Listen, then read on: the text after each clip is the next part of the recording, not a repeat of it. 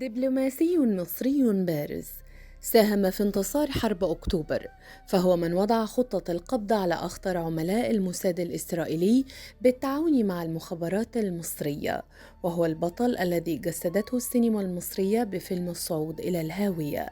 نال العديد من التكريمات والأوسمة التي استحقها عن جدارة، بالإضافة إلى عمله بمجال الفن التشكيلي كأحد أبرز التشكيليين في مجال البورتري الواقعي.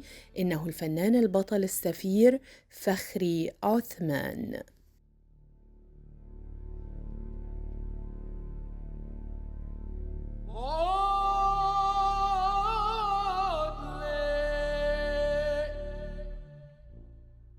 من الطفولة وأنا عاوز أطلع دكتور طبيب، ومخصص كمان الاختصاص يعني الجراحة العامة، لأني بؤمن الجراح بيخلص جسم الإنسان من العنصر الفاسد أو المريض.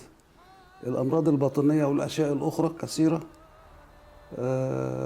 بيبقى فيها اجتهاد للتشخيص أولا، وثانيا في اختيار الدواء الحاسم والحازم لإخفاء المرض اللي موجود، وربنا هو الشافي. فما جبتش نسبة النجاح في الثانوية العامة في التوجيهية بقى اللي تتيح لي الدخول في كلية الطب، فما دخلتش كلية الطب.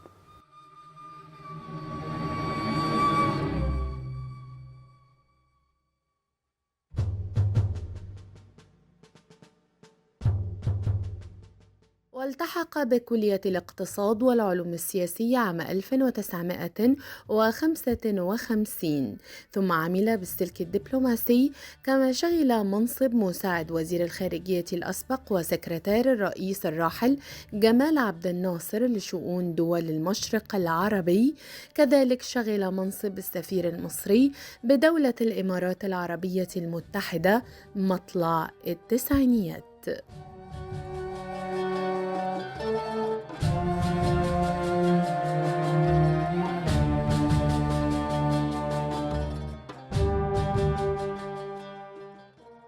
وتعينت ملحق دبلوماسي في أول 57، لأن بعد انقضاء مدة التجنيد الإجباري كانت سنة ونص، 18 شهر باليوم. في آخر يوم بعد ما اصطلاح كان بيستعمل وقتها لما بنسلم المخلة اللي فيها الزي العسكري الكاكي ده، في نفس اليوم تاني يوم الصبح رحت وزارة الخارجية وصدر قرار بالتعيين، وتعينت ملحق دبلوماسي في مكتب وكيل وزارة الخارجية. وقتها بقى كان الدكتور محمود فوزي قائد الدبلوماسية في العالم من قوادها يعني. تعينت في مكتبه، وأول قرار صدر عقب سقوط النظام الملكي في العراق وبقى نظام جمهوري، وأول دولة اعترفت في العالم بالنظام الجمهوري في بغداد مصر.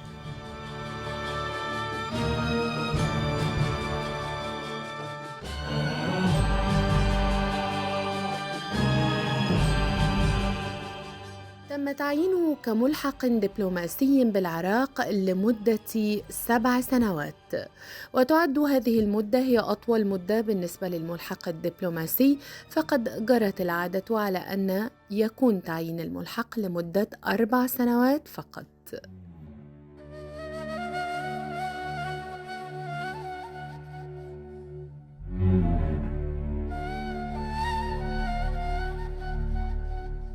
كان عثمان يعشق الفن منذ نعومة أظفاره، فكان يتقن الرسم بشهادة معلميه في الروضة والمدرسة، وبمرور الوقت زاد اهتمامه بالفنون، فكان يتردد على مكتبة السفارة الأمريكية ليشبع شغفه بمتابعة كتب الرسم والتصوير.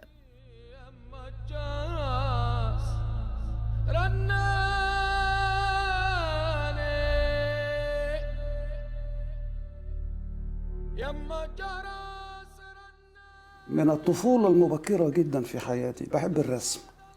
من مدرسة الروضة، كان زمان قبل الإعدادية في الروضة 3 سنين، فكنت دايما باخد فول مارك 20/20 في الامتحانات، لأن فيها امتحانات مادة بتدرس وفيها نجاح ورسوب وكده. السفارة الأمريكية كانت في جاردن سيتي، كنت بتردد كتير على المكتبة وبجيب كتب أتفرج عليها وأقلب في الصور والتصوير والفن بصفة عامة يعني. وكانت هناك موظفة مهتمية باهتمامي ده، وكل ما أروح ألاقيها محضرة لي كام كتاب من إياهم وتقول لي دولت عشان تاخدهم بعدين ارجعهم تاني، اسمها الاعاره ولا حاجه زي كده، واسلم الحاجات اللي اديتها لي قبل كده. وبعدين قالت لي ما تفكر ترسم بقى وتعمل معرض. حمستني، عملت معرض وانا طفل يعني واتعرض في المكتبه الامريكيه.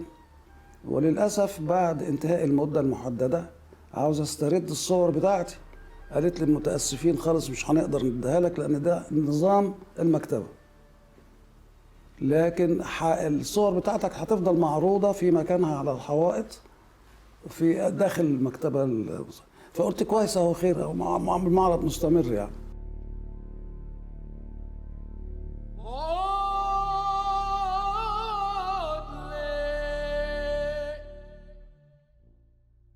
حصل عثمان على أول جائزة في حياته الفنية، وذلك عندما كان في المرحلة الابتدائية عن لوحته أفراح المستقبل. فكانت غرابة فكرته مع خياله الخصب نافذته التي أطل منها وأبهرت لجنة التحكيم، فحصل على المركز الثاني على مستوى جمهورية مصر العربية.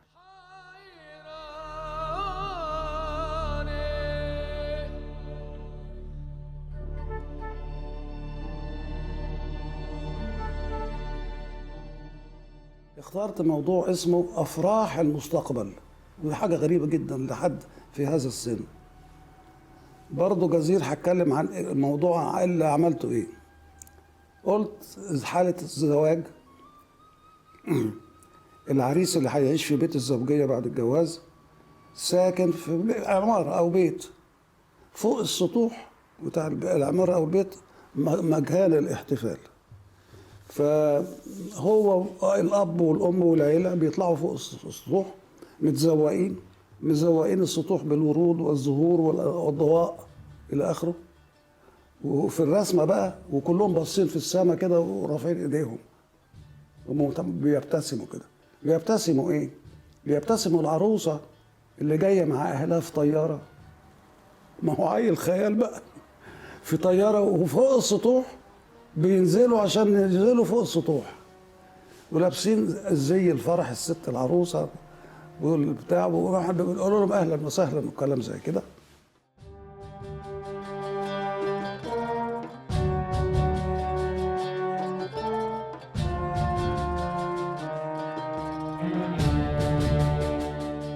اشترك عثمان في حرب أكتوبر، وكان له دور كبير في القبض على أخطر عملاء الموساد الإسرائيلي هبة سليم بالتعاون مع المخابرات المصرية.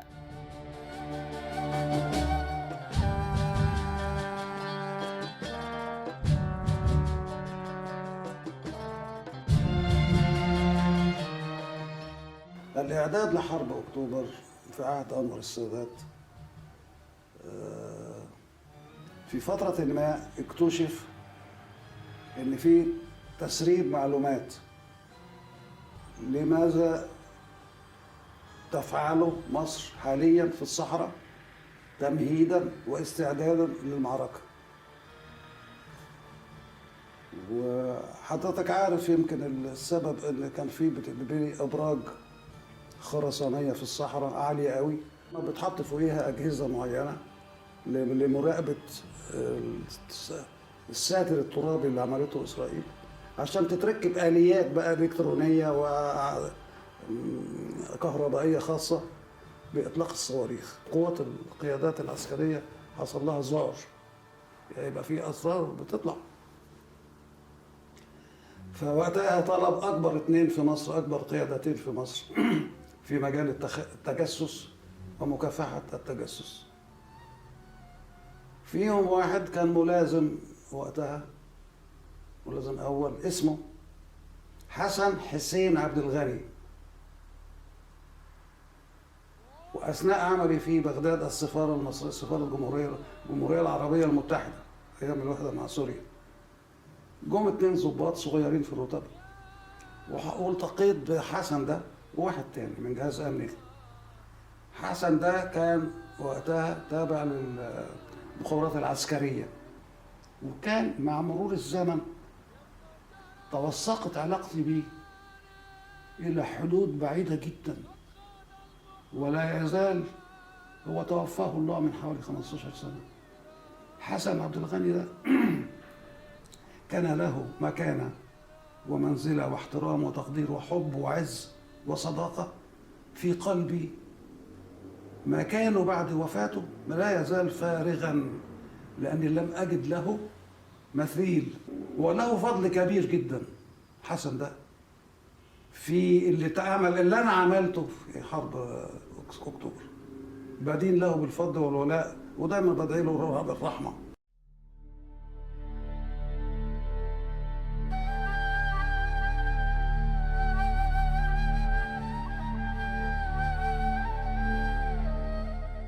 وراحوا في بيت انور السادات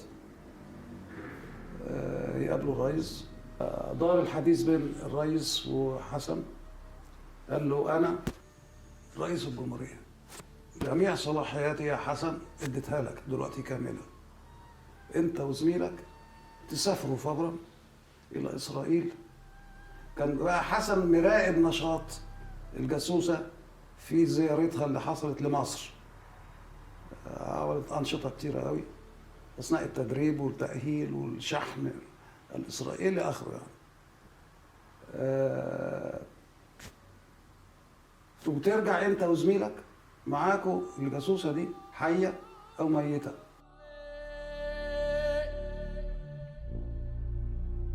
يا بكرتي يا مجرى سرناني. قبل ما كنت اكون في ليبيا كنت في فرنسا في باريس، السفاره المصريه في فرنسا في باريس. وكانت مسؤولياتي كبيره قوي في ليبيا. كنت العمل الدبلوماسي، وزاد كنت القنصل العام هناك. ففي مره التقيت بحسن عبد العالي في كوريدور كده طرقه، احتفيت بيه هو وزميله. قال لي انت كنت في فرنسا تعرف الجاليه المصريه؟ قلت له دي جاليه كبيره قوي في فرنسا، وفي مرسيليا فيها عنصريه عامه برضه، فيها جاليه مصريه كبيره قوي. قال لي لا، في فرنسا تعرف واحده اسمها هبه؟ قلت له هبه؟ قلت له اه. قال لي تعرفها كويس؟ قلت له اعرفها. قال لي ايه رايك فيها؟ ده حسب ما هو يعلم نشاطها الجاسوسي العدواني على مصر. قلت له بنت ممتازه. مدحت في هبه الجاسوسه دي اللي انا حطيت الحبل في رقبتها يعني عشان تتشنق. قلت له هي البنت معاها ليسانس اداب قسم لغه فرنسيه، وفي استاذ فرنسي الجنسيه بيدرس، وهو ده سبب القصه كلها. الاستاذ الفرنسي ده الأستاذ الفرنسي أعجب بالبنت الطالبة دي، هي المتحدثة بس، البنات التانيين صامتات، أنيقة حلوة، صوتها عالي، بتناقش الفرنساوي ده في حاجات كتيرة قوي، تختلف معاه ولا تقتنع إلا لما يقنعها. قبل كده تبقى معارضة باستمرار.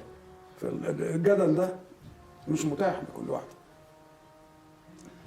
الراجل الفرنساوي ده له اتصال ما بالموساد، يا شخص يا اشخاص يا جهه رسميه او خفيه ما اعرفهاش بالموساد.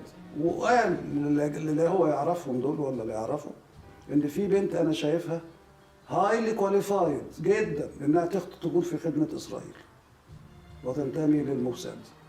فقالوا له لازم تبعتها لنا، فعملوا لنا التفصيله دي تيجي فرنسا تجيد اللغه الفرنسيه عشان تبقى عضوه في الجامعه. وخلال ال6 شهور دول هنقدر نقول البنت دي تصلح ونقرر انها تشتغل معانا او ما تصلحش او نص ونص.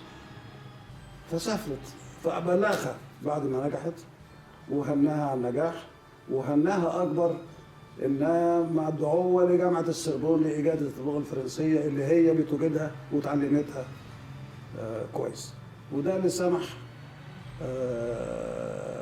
للموساد انهم يعني يستقبلوها ويرتبوا لها. فالراجل الفرنساوي قال له انت هتبقي ضيفه على جامعه السربون، مفيش نفقات، مفيش حاجات زي كده.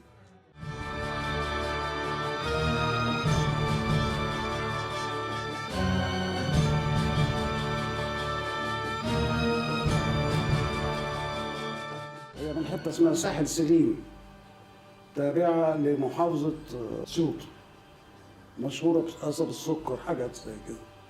ابوها كان خايف على بنته، دي كلها في البدايه يعني. خايف على بنته هتعيش ازاي في فرنسا؟ هتنام فين وهتاكل فين وتروح الجامعه ازاي؟ وهي فين وفين وفين؟ فكان عضو مجلس نواب في محافظه اسيوط اسمه جلال حسين. جلال حسين كان عضو مجلس النواب دائم وله شعبيه ضخمه جدا في الصعيد مصر كلها. عنده ابنه كان بيشتغل في الشركه دي في سنوات الثوره الاولى تم انشاء شركتين قطاع عام تابعين للمخابرات العامه. في واحده منهم بيشتغلوا الاثنين في دول غرب افريقيا على المحيط. واحده منهم البنت دي بتشتغل في الشركه دي. ابنه ولا ايه؟ اسمه عمر جلال حسين. عمر ده موظف في احدى الشركتين. الشركه دي كانت ناجحه في شغلها وعملت فرع لها في فرنسا في شارع الشانزليزيه اللي هو اهم واشهر شارع سياحي في العالم يمكن. الشانزليزيه عمل مكتب، اتعمل المكتب في شارع الشانزليزيه وكان هو مدير المكتب عمر جلال حسين. عمر جلال حسين ده كان انا كمان مش بنساه خالص، وكان متزوج حفيدة طلعت حرب باشا. عمر ومراته جم زاروني في البيت وانا متزوج يعني. انا المدام دبلوماسيه، كانت وصلت سفير في الوزاره الخارجيه، بس انا اقدم منها بكتير يعني. كانوا ساكنين هما في البرج ده، فجه هو ومراته مرتين. اول مره هو ومراته بس بيزوروني، تاني مره جم هما الاثنين ومعاهم بنت. البنت دي هي الجاسوسه. حديثي كلها كان مع البنت دي. انا لما قلت لحسن عبد الغني كويسه جدا السبب ده اللي انا هقوله، انها ما جابتش سيره الثلاث حاجات، ولا انا حسيت انها في احتياج لحاجه الثلاثه دول، لكن احتياجها كان كله اسئله عن الدول العربيه. تقول لي انا قريت في جريده الموند اللي هي الجريده الرسميه، او جريده الفيجارو، الاثنين دول اهم جريدتين في فرنسا كلها، لكن ما جابتش بقى الجرائد الثانيه اللي ملهاش بتاع. قريت ان في الجزائر مش عارف حصل ايه، قريت ان في السودان مش عارف حصل ايه. ايه الحكايه دي؟ او اكمل لها حاجه المسموح بانه يتقال اذا كنت انا اعرفها كمان يعني. اجاوب على سؤالها. فقلت البنت دي فيها صفه مش نادره لما الاقيها بنت مصريه. عشان كده قلت لحسن عبد الغني ممتازه، لان الثقافه العامه مفقوده عندنا في المجتمع المصري حتى الان. حسن بقى مع زميله كنت بشوفه يوميا واكتر من مره كمان. في كل مره كنت اقابله يقول لي يجيب لي سيره هبه. قلت له انا معجب بثقافتها العامه، اهتمامها بالثقافه العامه، وقارئه جيده للصحافه الفرنسيه. قلت له السبب يعني بتقرا الصحافه لان هي خريجه صحافه مع ليسانس اداب صحافه ولغه بالفرقه الفرنسيه. فالبنت يعني بتجتهد عشان تجيد فعلا اللغه الفرنسيه، فبرافو عليه. وكل بنت مصريه اتمنى تبقى كده، يبقى مهتميه بالثقافه العامه حتى في مجالها، يعني مجال عملها ولا الى اخره. فكل مره اشوفه، لو اشوفه مرتين في اليوم يجيب لي سيره هبه، كل يوم يقول لي هبه هبه هبه. انا ابتديت اشعر بدهشه غريبه جدا، ايه حكايه هبه دي؟ وبعدين حصل عندي ضيق واختناق وحاله قلق شديده جدا من تكرار السؤال وتكرار الاجابه. حصل عندي انفجار بصوت عالي وبلهجه وباسلوب، يعني اسلوب غضب وثورة مع حسن. قلت له كل ما تشوفني يا حسن تقول بابا ايه ده؟ ايه بقى اسم هيبه ده؟ ملعون ابو. انا مش عارف اشتغل وانا سفير في ليبيا. انت دخلني معاك مع الاسم ده من فضلك، بجد وجديه وغضب، صوت عالي قوي. كل كلمه كل معلومه قد كده مخزونه عندك في المخزن الذاكره، عاوز اسمعها منك، وما تخبيش كلمه قد كده. كل ما لديك من علم صاحبة الاسم اللي انت بتقول ده لازم اسمعها منك يا حسن. فحسيت ان غضبي ده وانفعال والحده بتاعتي دي انتقلت اليه، وفوجئت بحسن عبد الغني ده. حنفيه اتفتحت ونزلت الميه غزيره بكل معلومه قد كده قالها لي.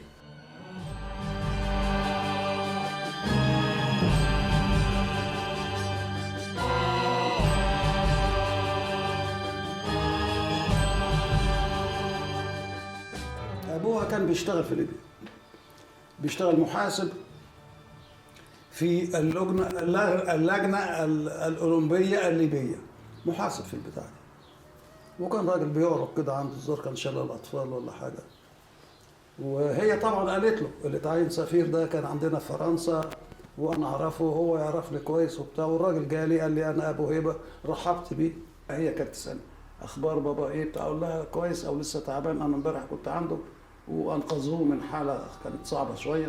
لكن ربنا خلاني او خلاها هي تبتدي تصدق صحه اللي انا بقوله وتكذب اللي بيراقبوا مكالماتي وبيبلغوها ان دي اكاذيب كلها، مصر عاوزه توقعك في كمين عشان تستولي عليك. وبعدين بعد مده كبيره يعني الحقيقه ابتدات البنت لقيت صوتها اتغير، ومره لقيتها بتعيط في التليفون. قلت لها انت بتعيطي ليه؟ وانت دي اراده الله وقراراته هو وبخير وصحته كويسه، كنترول العمليه وانا متابعها. فربنا بقى اللي خلاها كده تعمل تبقى كده تستجيب ليا. وقلت لها بس في المطار في باريس في فرنسا عربيه الاسعاف تاخد المريض على طول على المستشفى اللي انت هتختاريها، وتتفق معاها على اليوم والساعه والتاريخ وكل حاجه عشان تبقى الرعايه فوريه اذا حصل اي دروب او سلبيات بتاع. الطياره الايطاليا نزلت، وبعدين لما سمعت الطياره وصلت خرجت من بره الصالون الى ساحه المطار بره عند الطيارات يعني واقفه وبتاع. طلعت كملت بقيت السلم، وصلت اخر سلمه لقيت البنت واقفه في باب الطياره اللي هو بالباب الفتحه، وواقفه في الفتحه بطولها. هي سليم وبتاع. رحبت بقى شوف الحاله اللي انا فيها بقى النفسيه شكلها ايه. اهلا ده انت نورت لي يبقى ازيك، ان شاء الله تكوني بخير، ايه الامر ده، انت نورت الدنيا كلها، اتفضلي. رحبت بتاع خدتها ونزلنا سلمه ودخلنا صالون كبار الزوار.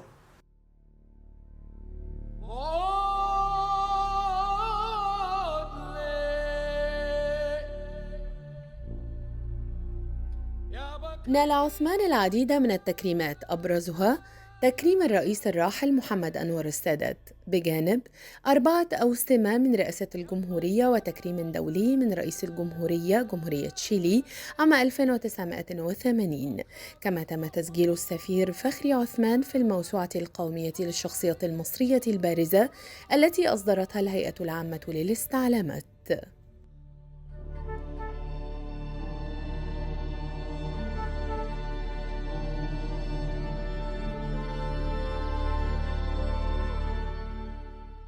أنا بطلب من كل مصري يحب مصر. ليه؟ لأن مصر طالما هو اتولد هنا في البيت في الأرض الطيبة دي والبلد المباركة دي اللي هيميها ربنا،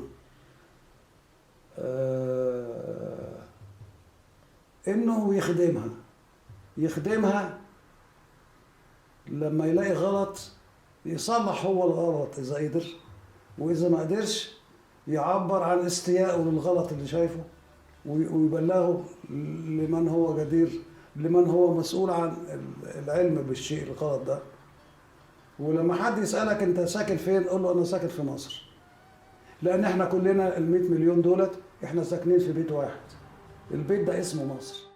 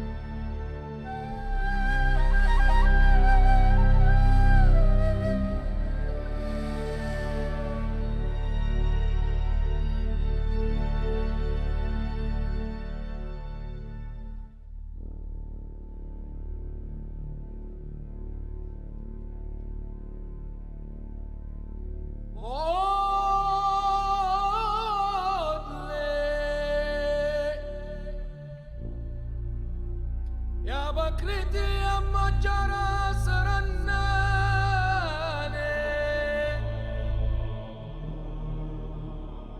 يا مجرى